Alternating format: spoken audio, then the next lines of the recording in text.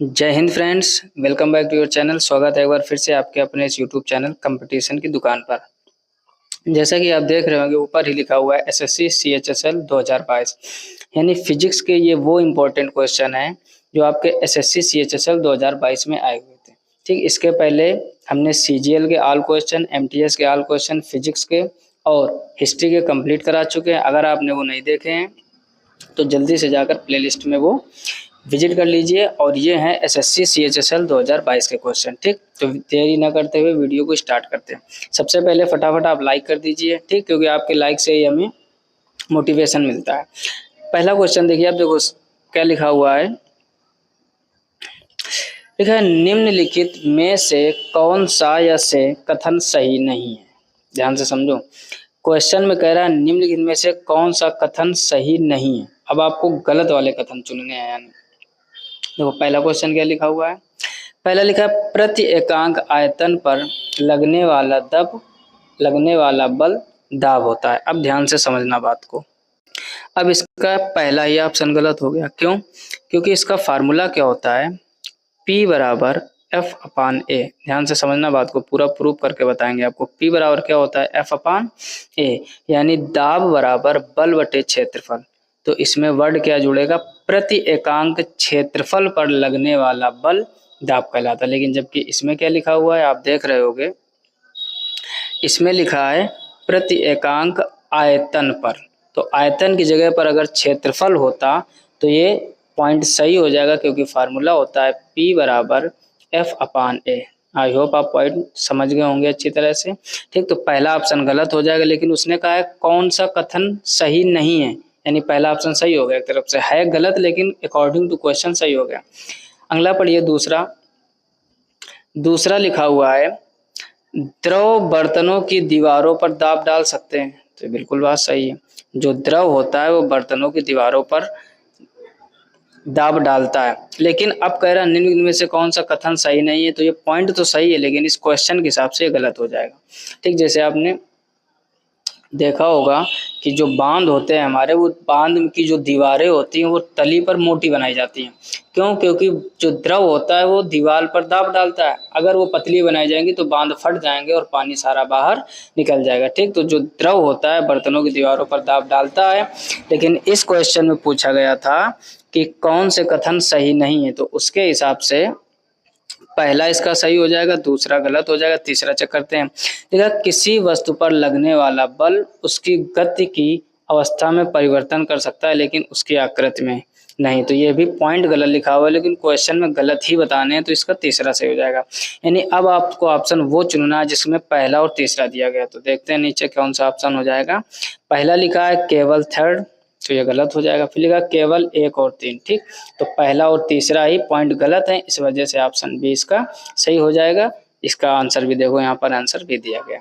I hope आप पूरा अच्छे से पॉइंट समझ गए होंगे। नेक्स्ट पॉइंट देखिए, 2 नंबर लिखा है निम्नलिखित में से किन तरीकों या प्रक्रमों द्वारा ऊष्मा स्थानांतरण के लिए किसी माध्यम की आवश्यकता नहीं होती। ध्यान से समझो, हमने पिछले लेक्चर में भी किसी न किसी वीडियो में पूरा चालन, संवहन, विकिरण सारी चीजें क्लियर कराई थी।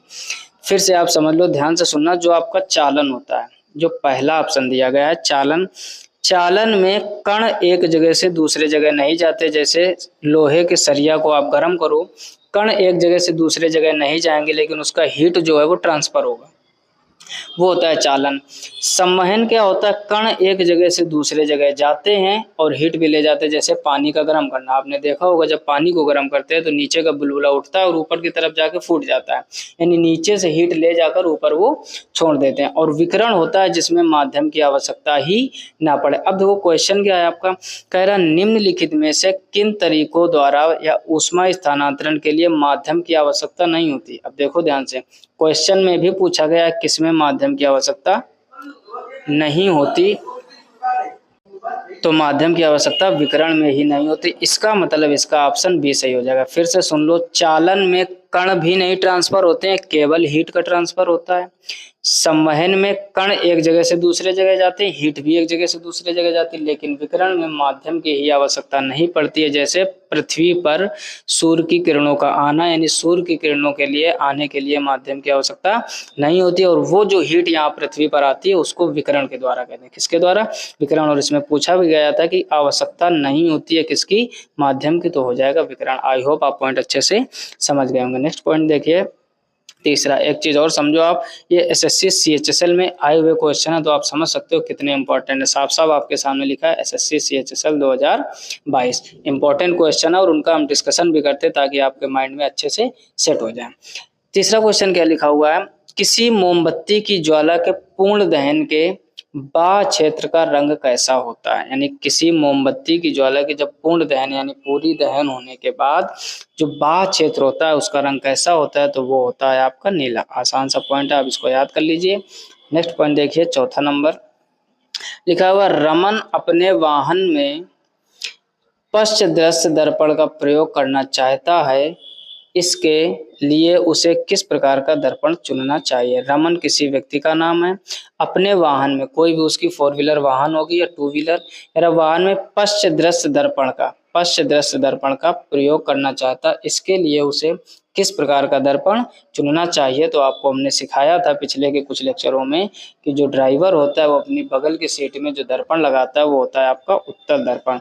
पीछे के वाहनों को यानी पीछे के गाड़ियों को देखने के लिए जो 4 व्हीलर में या 2 व्हीलर में मिरर लगा होता है वो होता है कॉन्वेक्स मिरर, अर्थात उत्तल दर्पण। तो इसका ऑप्शन डी सही हो जाएगा। नेक्स्ट पॉइंट देखिए, 5 नंबर क्वेश्चन लिखा है, एक गेंद में 3000 इकाई का संवेग है, यदि गेंद का वेग दोगुना कर दिया जाए तो गेंद का नया संवेग क्या होगा? ध्यान से समझना बात को। देखो, सबसे पहले संवेग का फार्मूला क्या होता है? P बराबर m इंटू वी।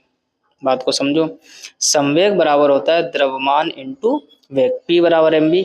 अब आपसे क्या कह रहा है? वेग को कितने गुना किया जाता है? 2 गुना, यानी इस v को कितने गुना कर दिया जाता है? 2 गुना। बात को ध्यान से समझना।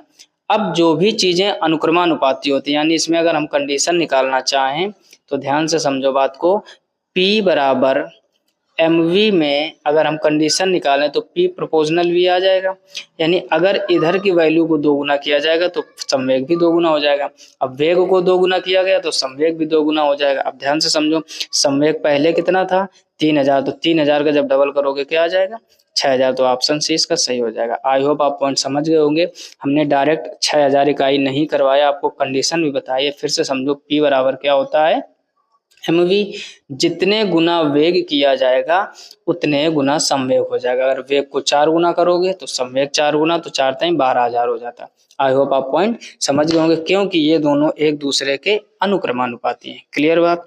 नेक्स्ट पॉइंट देखिए, 6 नंबर क्वेश्चन लिखा है, खाली स्थान पे लिखा, किसी किरण का परावर्तित किरण से अभिलंब पृष्ठ पर मापा गया कोण। अब ध्यान से समझो, कह रहा किसी किरण का परावर्तित किरण से अभिलंब पृष्ठ पर मापा गया, तो ये ऑप्टिक्स चैप्टर का है, तो इसको क्या कहते हैं हम लोग? परावर्तन कोण।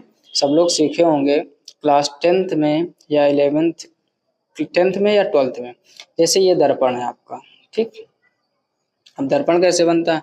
जब किसी कांच के टुकड़े पर एक तरफ पारे अथवा चांदी की कलई तथा उसके ऊपर लाल ऑक्साइड का पेंट कर दिया जाता है तो दूसरा पृष्ठ परावर्तक पृष्ठ बन जाता है, जिसे दर्पण कहते हैं। अब होता क्या दर्पण पर, उसको समझो।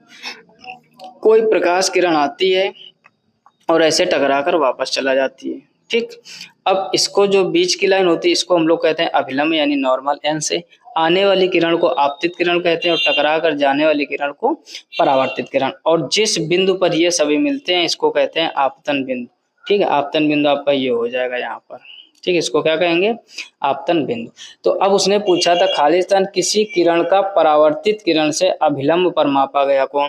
तो परावर्तित किरण ये वाली है, परावर्तित किरण अभिलंब के साथ जो कोण बनाती है उसको कहते हैं परावर्तन कोण, और आपतित किरण अभिलंब के साथ जो कोण बनाती है इसको आई से डिनोट करते हैं, और ये होता है आपतन कोण। आई होप आप पूरी बात समझ गए होंगे। इसका मतलब इसका कौन सा होगा? यानी परावर्तित किरण अभिलंब के साथ परावर्तन कोण बनाएगी। अगर अपवर्तित किरण होती तो अपवर्तन कोण बनता है, ठीक। ये होते हैं इसके इंपॉर्टेंट पॉइंट। नेक्स्ट पॉइंट देखिए, 7 नंबर लिखा है, निम्नलिखित में से किस नियम के अनुसार गैसों के मिश्रण का दाब अवयवी गैसों के आंशिक दाबों के योग के बराबर होता है। इंपॉर्टेंट क्वेश्चन है, फिर से पढ़ लीजिए। लिखा है निम्नलिखित में से किस नियम के अनुसार गैसों के मिश्रण का दाब अवयवी गैसों के आंशिक दाबों के योग के बराबर होता है? तो ये था किसका नियम? डाल्टन का नियम। ठीक, ये आप याद कर लीजिए कि जो गैसों के मिश्रण का दाब होता है वो अवयवी गैसों के आंशिक दाबों के योग के बराबर होता है। यहाँ पर ध्यान देना आपको योग पर, जो किसका नियम था? डाल्टन का नियम। नेक्स्ट क्वेश्चन देखिए 8 नंबर। लिखा है किस नियम को जड़त्व का नियम भी कहा जाता है? Important question. न्यूटन के गति विषयक पहला नियम, न्यूटन गति विषयक दूसरा नियम, केपलर का नियम, आर्किमिडीज। तो इसका पहला ऑप्शन से हो जाएगा, यानी न्यूटन के गति विषयक प्रथम नियम को, न्यूटन के गति विषयक प्रथम नियम को ही जड़त्व का नियम कहा जाता है। कई बार इसकी चर्चा हम कर चुके हैं। तो ये हो गए 8 क्वेश्चन। नेक्स्ट क्वेश्चन देखते हैं 9 नंबर। ठीक, 9 नंबर क्या लिखा? उत्तल दर्पण द्वारा बनने वाला प्रतिबिंब सदैव खाली स्थान होता है। यानी उत्तल दर्पण द्वारा बनने वाला प्रतिबिंब कैसा होता है? सदैव सीधा और आभासी। याद करने वाला पॉइंट है, आप याद कर लीजिए। जो उत्तल दर्पण होता है यानी जो कॉन्वेक्स मिरर होता है, उसके द्वारा बनने वाला प्रतिबिंब सदैव सीधा और आभासी। देखो 2 पॉइंट आप याद रखो। जब आपका सीधा आएगा तो सीधा का जो जुड़िया भाई है एक तरह से वो है आभासी, यानी सीधा और आभासी हमेशा दोनों साथ में आते हैं। उल्टा और वास्तविक ये दोनों हमेशा एक साथ चलते हैं। तो एक पॉइंट तक आपको याद रहेगा तब भी। जैसे इसमें देखो लिखा है, दूसरा पॉइंट क्या लिखा है? आभासी और उल्टा, ऐसा कॉम्बिनेशन बन ही नहीं सकता कभी। वास्तविक और सीधा ऐसा कभी बन ही नहीं सकता। यानी या तो सीधा आभासी एक साथ रहते हैं और उल्टा वास्तविक एक साथ रहते हैं। तो बी और डी तो पहले कैंसिल हो जाएगा। फिर आप इसमें आप एक भी अगर आपको पॉइंट याद है आभासी या सीधे, तब भी आप अच्छे से सही से क्लिक कर पाओगे। आई होप आप बात समझ गए होगे। फिर से समझ लो, वास्तविक के साथ हमेशा उल्टा मिलेगा, आभासी के साथ हमेशा सीधा मिलेगा। अब इसको याद कैसे करोगे? देखो, आभासी में भी सा बना हुआ है, सीधा में भी सा बना हुआ है। ठीक, यानी आभासी सीधा दोनों सेम कॉन्सेप्ट के लग रहे हैं। और इसमें वास्तविक और उल्टा, ध्यान से समझो, इसमें भी सा नहीं है पूरी और इसमें भी नहीं, इसमें आधी सा है, उससे आप ध्यान न दीजिए। यानी एक ट्रिक बना लीजिए आप, जिसमें सा सपेरा पूरा बना हुआ, सा सपेरा मतलब समझना ककारा के हिसाब से समझा रहे हैं। यानी जिसमें सा इधर पूरा बना है, सा उधर भी पूरा बना है। यानी आभासी सीधा ये दोनों एक साथ रहते हैं, वास्तविक उल्टा ये दोनों एक साथ रहते हैं। ठीक, समझने के लिए कोई छोटा सा आप पॉइंट निकाल लीजिए, उस कॉन्सेप्ट में याद करने के लिए बहुत आसान रहता है। नेक्स्ट पॉइंट देखिए 10 नंबर क्वेश्चन। लिखा है एक विद्युत परिपथ में धातु के तार के 2 सिरों के बीच विभवांतर जो है वो V है। उसमें प्रवाहित होने वाली विद्युत धारा के समानुपाती होता है। यदि तार का ताप समान रहे, इसे खाली स्थान नियम कहा जाता है। ठीक, तो सब लोग जानते हैं इसे ओम का नियम कहा जाता है। पढ़ा भी होगा आपने 10th या 12th में, V बराबर IR। क्या पढ़ा होगा? V बराबर IR ओम का नियम होता है। एक विद्युत परिपथ में कह रहा है जो 2 सिरों के बीच विभवांतर V प्रवाहित होने वाली धारा I के समानुपाती होता है। तो ये क्या लिखा है? V प्रोपोर्शनल I तो लिखा है। R एक कांस्टेंट होता है जिसको रेजिस्टेंस यानी प्रतिरोध कहते हैं। तो ये हो जाएगा ओम का नियम। इंपॉर्टेंट क्वेश्चन और सरल भी है। अगला लिखा है कार्य के बारे में निम्नलिखित में से कौन सी बात असत्य है? बात को ध्यान से समझो, सत्य नहीं, यहाँ पर ध्यान दो। क्या लिखा है? असत्य। कार्य के बारे में निम्नलिखित में से कौन सी बात असत्य है? पहला लिखा है यदि विस्थापन शून्य है तो कार्य भी शून्य होगा, तो ये तो सत्य है। लिखा किया गया कार्य ऋणात्मक हो सकता है, ये भी सत्य है। कार्य ऋणात्मक भी होता है, धनात्मक। यह एक सदिश राशि है, तो यही हो गया असत्य, क्योंकि कार्य जो है वो आपका कैसी राशि है? वो अदिश राशि है। हमने ट्रिक बताई थी अदिश सदिश की, शायद आपको याद हो। जो लोग पुराना वीडियो देख चुके होंगे या जो लोग हमारा हर एक वीडियो देखते हैं, आपको 7 वर्ड लिखाए थे, रिपीट करिए हमारे साथ में। वेग, त्वरण, बल, आघूर्ण, तीव्रता, विस्थापन, प्रवणता। जिसने भी वीडियो नहीं देखे हैं, पहली बार इस चैनल पे आए, पहली बार वीडियो देख रहे हैं, आप ध्यान से सुनिए। 7 पॉइंट आप याद कर लीजिए। वेग, त्वरण, बल, आघूर्ण, तीव्रता, विस्थापन, प्रवणता। लिख लीजिए नोटबुक में। ये सदिश होते हैं, जिसके पीछे लग जाएंगे उसको भी सदिश बना देंगे। यानी ये गंगा जल के समान कार्य करते हैं। गंगा जल का मतलब हम लोगों के घरों में क्या मान्यता होती है, जैसा कि मम्मी हमारी बताया करती हैं कि गंगा जल जो होता है उसको अगर हम किसी जल में मिला दें तो वो भी गंगा जल बन जाता है। ऐसी मान्यता है सनातन धर्म में। कहने का मतलब ये जो आपको हमने 7 राशियां बताई हैं, वेग, त्वरण, बल, आघूर्ण, तीव्रता, विस्थापन, प्रवणता, ये सभी सदिश हैं। जिसके पीछे लग जाएंगे वो भी सदिश हो जाएगी। जैसे हमने एक पहला वर्ड बोला वेग, अब हम आपसे पूछे समवेग कैसी राशि है, तो पीछे वेग जुड़ा है ना, सदिश हो गए। आवेग कैसी राशि है, पीछे वेग जुड़ा है ना, सदिश राशि हो गए। वैद्युत क्षेत्र की तीव्रता जुड़ा है ना, सदिश राशि हो गए। अब कार्य, इन सातों वर्डों में गौर करो आप, ये जो हमने आपको 7 वर्ड बताए, इसमें आपको कहीं कार्य दिख रहा है? नहीं दिख रहा है। ध्यान से समझो बात को, इसमें कहीं भी कार्य नहीं है। इसका मतलब कार्य अदिश राशि होता है, जबकि उसने बोल क्या दिया, यह एक सदिश राशि है, तो यही इसका असत्य हो जाएगा और ऑप्शन बी इसका सही हो जाएगा। ठीक है, इसकी इकाई जूल है, तो कार्य की इकाई जूल होती है, यानी ए, बी और डी ये सत्य है, सी असत्य है क्योंकि उसने सदिश बोला है और कार्य अदिश राशि होती है। आई होप आप पॉइंट अच्छे से समझ गए होंगे। वो राशियां जरूर लिख लीजिए, बहुत समय आपका बचाएंगे और सदिश अदिश कभी भी आपका गलत नहीं होगा। उसमें कुछ अपवाद भी होते हैं, यदि आपको वो अपवाद सीखने हैं तो आप इसके पहले जो हमने वीडियो इलेक्ट्रोस्टैटिक्स का डाला है उसको देखिए, या फिर हमने जो मैकेनिक्स के वीडियो डाले आप वो पूरे देखिए, उनमें डिटेल में पूरी चर्चा की गई है। ठीक, तो जानने के लिए आप वहां पर पूरा जाके विजिट कर सकते हैं। नेक्स्ट पॉइंट देखिए, 12 नंबर क्वेश्चन लिखा हुआ है, ऊर्जा के संबंध में कौन सा कथन सही नहीं है? ध्यान से समझो, यानी दो एसएससी सीएचएसएल 2022 में सत्य वाले कम, असत्य वाले ज्यादा पूछे गए थे। अब इस क्वेश्चन को भी समझो ध्यान से। क्या लिखा है? ऊर्जा के संबंध में कौन सा कथन सही नहीं है, यानी गलत वाला आपको बताना है। पहला लिखा है, पृथ्वी की सतह से h ऊंचाई तक उठाई गई m द्रव्यमान की किसी वस्तु की गुरुत्वीय स्थितिज ऊर्जा mgs द्वारा दी जाती है, तो बिल्कुल बात सही है, ये होती है। बी नंबर लिखा है, किसी पिंड की स्थिति या आकार में परिवर्तन के कारण उसके पास मौजूद ऊर्जा को स्थितिज ऊर्जा कहा जाता है, दोनों पॉइंट सही है। आगे बढ़ते हैं। लिखा हुआ है, वेग v से गतिमान द्रव्यमान m की एक वस्तु, फिर लिखा है 1/2 m इंटू वी की गतिज ऊर्जा होती है, नहीं, mv² भी होता है, तो यही इसका ऑप्शन सही हो जाएगा क्योंकि आपको गलत वाला चुनना था। फिर से समझो, जो गतिज ऊर्जा होता है वो k इक्वल होता है हाफ, यानी 1/2 mv², जबकि आप इसमें गौर से देखिए v पर स्क्वायर नहीं लगा हुआ है, इसका मतलब सी इसका सही हो जाएगा। डी पढ़ने की भी जरूरत नहीं, लेकिन फिर भी पढ़ लीजिए। लिखा है, गतिमान वस्तु की ऊर्जा को उस वस्तु की गतिज ऊर्जा के रूप में जाना जाता है, तो ये भी गलत हो जाएगा। ठीक है ना, बी और ए, इसका सही ऑप्शन कौन सा हो जाएगा, क्योंकि गलत वाला चुनना था। ये जो तीन में हमने क्रॉस लगाया है वो सही है, लेकिन आपको कौन सा सही नहीं वाला चुनना था, तो ऑप्शन सी इसका करेक्ट हो जाएगा। नेक्स्ट क्वेश्चन देखिए, 13 नंबर क्वेश्चन, इसको भी पढ़ लीजिए। 13 नंबर में क्या लिखा हुआ है? लिखा, निम्नलिखित में से कौन सा गति के तीसरे नियम का अनुप्रयोग नहीं है? फिर देखो नई वाला क्वेश्चन आ गया, समझ रहे हो ना। जिस वर्ष किस टाइप के क्वेश्चन टारगेट किए जाते हैं, हर बार लगभग उसी टाइप का पेपर में क्वेश्चन बनाया जाता है। ध्यान से समझो, कह रहा निम्नलिखित में से कौन सा गति के तीसरे नियम का एक अनुप्रयोग नहीं है, यानी जो 4 ऑप्शन आपको दिया गया है, कह रहा गति का तीसरा नियम किसमें अनुप्रयोग नहीं है, पालन नहीं कर रहा है। पहला ऑप्शन देखिए क्या लिखा है। लिखा है, फुटबॉल को किक मारते समय, यानी फुटबॉल को लात मारते समय विपक्षी टीम के खिलाड़ियों से टकराकर चोटिल होना, तो ये तो अनुप्रयोग है, लेकिन आपसे पूछा गया कौन सा अनुप्रयोग नहीं है, तो पहला ऑप्शन गलत। दूसरा लिखा है, नाविक के आगे की ओर कूदने की स्थिति में नाव पीछे की ओर गति करती है, ये भी अनुप्रयोग है, लेकिन अकॉर्डिंग टू क्वेश्चन ये भी ऑप्शन गलत हो जाएगा। ठीक, जब हम लोग नाव से कूदते हैं तो आपने देखा होगा नाव पीछे की ओर पानी में चली जाती है, तो ये तीसरे नियम का अनुप्रयोग है।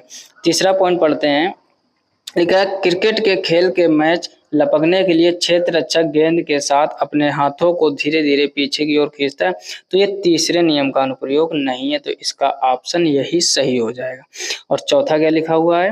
लिखा है, गोली पर लगने वाला त्वरित बल बंदूक का प्रतिक्षेपण, तो ये भी गलत हो जाएगा। ठीक, तो इसका ऑप्शन कौन सा सही हो जाएगा? सीधे देखा होगा आपने, क्रिकेट के खिलाड़ी जब कैच पकड़ते हैं तो हाथ हल्का पीछे की ओर खींचते हैं, लेकिन ये गति के तीसरे नियम का अनुप्रयोग नहीं है। क्लियर होगी बात। नेक्स्ट पॉइंट देखिए, 14 नंबर क्वेश्चन लिखा हुआ, निम्नलिखित में से कौन सा एक असंपर्क बल नहीं है? कौन सा असंपर्क बल नहीं है? तो वो है आपका घर्षण बल, क्योंकि घर्षण बल संपर्क के ही होने से होता है। क्लियर हो गए। असंपर्क बल नहीं है तो वो हो गया आपका घर्षण बल। नेक्स्ट पॉइंट लिखा, निम्नलिखित में से किस पदार्थ में ध्वनि की गति सबसे अधिक होती है? वो भी 25 डिग्री सेंटीग्रेड पर। पहला ऑप्शन दिया निकिल, दूसरा दिया एल्यूमिनियम, तीसरा दिया लोहा, चौथा दिया इस्पात। ठीक, तो इसका ऑप्शन कौन सा सही हो जाएगा? ऑप्शन बी इसका सही हो जाएगा, यानी एल्यूमिनियम। 25 डिग्री सेंटीग्रेड पर जो धातु आपकी एल्यूमिनियम है, इस पर ध्वनि की गति सबसे अधिक होती है। आई होप आप पॉइंट समझ गए होंगे। नेक्स्ट क्वेश्चन देखते हैं, 16 नंबर। क्या लिखा है, प्रक्षेप गति में कुल उड़ान समय खाली स्थान होता है। अब देखो ऑप्शन पढ़ो, लिखा है अधिकतम ऊंचाई तक पहुंचने के लिए लगने वाला समय के समतुल्य, अधिकतम ऊंचाई तक पहुंचने के लिए लगने वाले समय के तिगुना, ध्यान से पढ़िए, अधिकतम ऊंचाई पर पहुंचने के लिए लगने वाले समय में 4 गुना और अधिकतम ऊंचाई तक पहुंचने के लिए लगने वाले समय से 2 गुना। तो ऑप्शन इसका डी सही हो जाएगा, यानी 2 गुना होता है। अधिकतम ऊंचाई तक पहुंचने के लिए लगने वाले समय से 2 गुना होता है क्या, प्रक्षेप गति में कुल जो उड़ान का समय होता है। क्लियर हो गया, तो ऑप्शन इसका डी सही हो जाएगा। नेक्स्ट क्वेश्चन देखिए 17 नंबर, फिर से आ गया है कथन और निष्कर्ष के टाइप का। लिखा है जड़त्व के संबंध में निम्नलिखित में से कौन सा ऐसे कथन सही है। इस बार सही नहीं पूछा है, इस बार सही है वाले पूछना है, ध्यान से पढ़ना क्वेश्चन को। लिखा है किसी भी वस्तु का जड़त्व उसका वह प्राकृतिक गुण है जो उसकी विराम या गति की अवस्था में परिवर्तन का विरोध करता है। बिल्कुल सही, तो पहला पॉइंट सही हो जाएगा। दूसरा लिखा हुआ है किसी वस्तु का द्रव्यमान उसके जड़त्व की माप है, यह भी सही, तो ये दोनों ऑप्शन सही हैं और सही वाले ही आपसे पूछे गए। तो अब ऑप्शन में ढूंढिए कि 1 और 2 दोनों किसमें लिखा है। कह रहा है ना तो 1 ना तो 2, तो पहला गलत हो जाएगा। दूसरा केवल 1, ये भी गलत, केवल 1, ये भी गलत, और यहाँ पर लिखा है 1 और 2 दोनों, तो इसका ऑप्शन डी सही हो जाएगा। अब देखो बी और सी ऑप्शन सेम है, तो इसमें एक जगह पर सेकेंड हो गए, यानी केवल 2, तीसरे में केवल 1 और 1 और 2 दोनों, तो इसका ऑप्शन कौन सा सही हो जाएगा, डी, क्योंकि किसी वस्तु का जो द्रव्यमान उसका होता है उसके जड़त्व की माप होती है। और पहला पॉइंट है किसी भी वस्तु का जड़त्व उसका वह प्राकृतिक गुण है जो उसकी विराम या गति की अवस्था में परिवर्तन का विरोध करता है। ठीक, नेक्स्ट क्वेश्चन देखते हैं 18 नंबर क्वेश्चन। लिखा हुआ है लेंस के संबंध में निम्नलिखित में से कौन से कथन सही है। फिर से सही वाला पूछा गया, ध्यान से सुनना। तो लिखा है उत्तल लेंस की क्षमता को धनात्मक संख्या के रूप में दर्शाया जाता है, अवतल लेंस की क्षमता को ऋणात्मक संख्या। तो ये क्लास 9th 10th का बहुत ही आसान क्वेश्चन हो गया, पहला सही दूसरा सही दोनों सही, तो ऑप्शन सी इसका सही हो जाएगा। उत्तल लेंस को धनात्मक और अवतल लेंस की क्षमता को ऋणात्मक से निरूपित करते। आसान सा क्वेश्चन था और आई होप आपको ये पहले से पता भी होगा। 19 नंबर लिखा हुआ है गुरुत्वाकर्षण बल का परिमाण खाली स्थान के बराबर होता है। पहला क्या लिखा है, द्रव्यमान तथा गुरुत्वाकर्षण बल के कारण त्वरण के गुणनफल। दूसरा लिखा है द्रव्यमान तथा गुरुत्वाकर्षण बल के कारण त्वरण के अनुपात। तीसरा लिखा है गुरुत्वाकर्षण बल के कारण त्वरण तथा द्रव्यमान के अनुपात। और चौथा लिखा है द्रव्यमान तथा गुरुत्वाकर्षण बल के कारण त्वरण के गुणनफल के व्युत्क्रमानुपाती। तो इसका ऑप्शन सही हो जाएगा पहला, क्योंकि द्रव्यमान तथा गुरुत्वाकर्षण बल के कारण त्वरण का जो गुणनफल होता है गुणनफल के बराबर होता है क्या, गुरुत्वाकर्षण बल का परिमाण। आई होप आप अच्छे से बात को समझ गए होंगे। नेक्स्ट क्वेश्चन देखते हैं 20 नंबर। नेक्स्ट क्वेश्चन 20 नंबर क्या लिखा हुआ है, निम्नलिखित में से कौन सा घर्षण का क्रम सही है या सही क्रम है। ध्यान से समझो, पहला लिखा है सर्पी, फिर स्थैतिक, फिर लोटनिक। तो ये तो ऑप्शन गलत हो गया, क्यों, क्योंकि पहले सबसे ज्यादा जो घर्षण होता है वो होता है स्थैतिक का, फिर होता है सर्पी का, फिर होता है लोटनिक का। यहाँ पहले लोटनिक गलत हो जाएगा, तीसरा स्थैतिक सर्पी लोटनिक। तो ये क्रम देखना आपको, स्थैतिक फिर सर्पी फिर लोटनिक, यानी स्थैतिक सबसे ज्यादा, लोटनिक सबसे कम और सर्पी बीच में। ऐसे आप याद रखो, कभी भी नहीं बोलोगे। नेक्स्ट क्वेश्चन देखिए 21 नंबर क्वेश्चन लिखा है ध्वनि के संदर्भ में निम्नलिखित में से कौन सा कथन सही नहीं है। ध्यान से समझो, ध्वनि के संदर्भ में निम्नलिखित में से कौन सा कथन सही नहीं पूछा गया है। पहला क्या लिखा, आवृत्ति को हर्ट्ज में व्यवहार करते हैं, बिल्कुल सही है। मानक वाक तंतुओं के कंपन द्वारा ध्वनि उत्पन्न करते हैं, यह भी सही है। अब पूछा गया सही नहीं वाला, गलत वाला ढूंढना। ध्वनि निर्वात में संचालित होती है, बिल्कुल गलत, ध्वनि कभी भी निर्वात में नहीं संचालित होती। अगर ऐसा होता तो एस्ट्रोनेट की आवाज एक दूसरे को सुनाई देती। कहने का मतलब जहाँ निर्वात है अर्थात जहाँ वायुमंडल नहीं है वहाँ आप एक दूसरे से कुछ भी बोलोगे सुनाई नहीं देता है। और तीसरा पॉइंट आपका कह रहा है ध्वनि निर्वात में संचारित होती, तो ये हो जाएगा गलत, और गलत की वजह से यही आपका हो जाएगा सही, क्योंकि गलत वाला ही पूछा गया। लेकिन अप्रिय ध्वनियां रव यानी शोर कहलाती, ये भी सही। कहने का मतलब गलत कथन चुनना था, तो गलत कथन सी हो जाएगा। नेक्स्ट क्वेश्चन देखिए और लास्ट क्वेश्चन, यानी SSC CHSL 2022 में फिजिक्स के 22 ही क्वेश्चन आए थे इंपॉर्टेंट, और वो है आपका 22 नंबर लास्ट नंबर क्वेश्चन। क्या, यदि किसी वस्तु का वेग दोगुना कर दिया जाए तो उसका संवेग, अभी ऊपर आ चुका क्वेश्चन, क्या होता है, P बराबर mv। क्या होता है, P बराबर mv। तो हमने क्या बताया था, जितने गुना वेग उतने गुना संवेग। अगर उसके वेग को दोगुना किया जाता है तो संवेग भी उसका दोगुना हो जाएगा। Option B is correct. अगर वेग 3 गुना, तो सम्वेग 3 गुना, वेग 10 गुना, सम्वेग 10 गुना। आई होप बात समझ गए होंगे। यदि आपने वीडियो नहीं लाइक किया तो वीडियो को लाइक कर दीजिए और कमेंट बॉक्स में एक प्यारा सा कमेंट करके बताइए कि क्या और क्वेश्चन करवाए जाए फिजिक्स के जो प्रीवियस ईयर में आ चुके हैं, जैसे CHSL हो गया, CGL हो गया, MTS हो गया, क्या इंग्लिश के भी क्वेश्चन करवाए जाए।